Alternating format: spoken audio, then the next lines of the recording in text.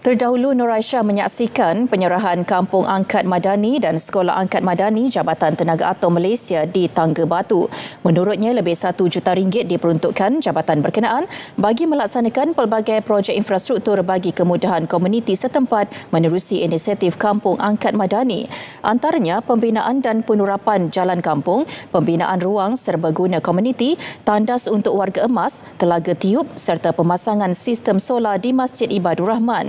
Ia bakal memanfaatkan penduduk di 3 kampung terlibat, Kampung Tangga Batu Kecil, Kampung Bukit Saleh dan Kampung Paya Lubuh.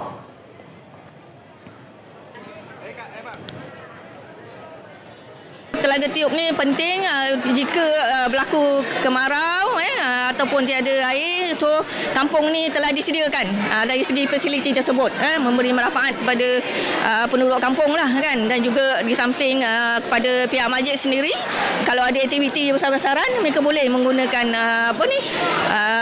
tak ada masalah air lagi lah di situ.